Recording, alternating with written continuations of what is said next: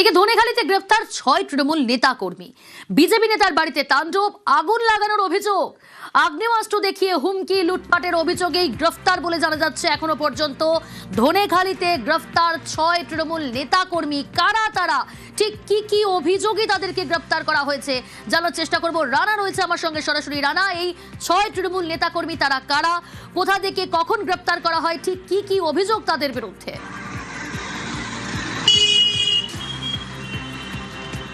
হ্যাঁ প্রিয়াঙ্কা, দেখো 2018 সালের 14ই অক্টোবর অর্থাৎ দুর্গাপুজোর পঞ্চমীর দিন রাতে এই বিজেপির যে নেতা হচ্ছে মণ্ডলের প্রাক্তন সভাপতি ছিল মনোজিৎ গুইন, তার বাড়িতে ঢুকে এই তৃণমূলের যে 6 জন যাদের দুষ্কৃতী, যাদেরকে আজ হচ্ছে পুলিশ গ্রেপ্তার করেছে, তাদের বিরুদ্ধে মারাত্মক অভিযোগ। সেই সময় তারা বাড়িতে ঢুকে আগুন ধরিয়ে ভাঙচুর, মারধর, টাকা পয়সা লুটপাট করার একটা বড় অভিযোগ ছিল। তখন কিন্তু থানাতে সেই অভিযোগ দায়ের করা হলেও পুলিশ কিন্তু, যেহেতু শাসক দল ক্ষমতায় ছিল, তখন পুলিশ কিন্তু সেভাবে কোনো কাজ করেনি। আজকে কিন্তু সরকার যেমন বদলেছে, ভয় আউট হয়েছে, ভরসা ইন হয়েছে, সেইটাই পাতা করে কিন্তু 1 জুলাই এই মনোজিৎ গুইন আবার গুরাব থানাতে একটি অভিযোগ দায়ের করে। এই যে 6 তৃণমূল নেতা, সবচেয়ে বড় হচ্ছে মোহাম্মদ হানিফ, যে হচ্ছে ধনেখালির পূর্ত কর্মাধ্যক্ষ, সে হচ্ছে বিধায়ক অসীমা পাত্রর একদম রাইট হ্যান্ড।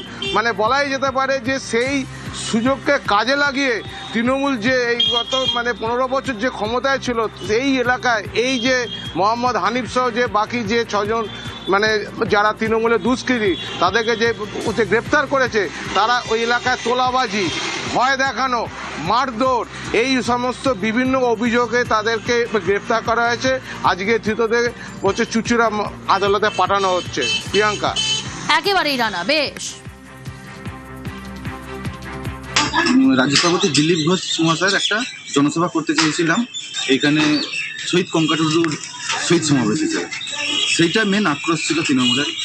তারা মিজান, হানিফ সহ এখানকার আরও তৃণমূলের যারা গুন্ডা বাহিনী ছিল, রাত্রের বেলা আমার বাড়িতে চড়াও হয়, আলমারি ভাঙে, বাড়ির যা ছিল সব লুটপাট করে, বাড়ির জিনিসপত্র ভাঙচুর করে, বাড়ির জিনিসপত্র পুড়িয়ে দেয়। এই অভিযোগের ভিত্তিতেই আজকে এদের গ্রেফতার করেছিল।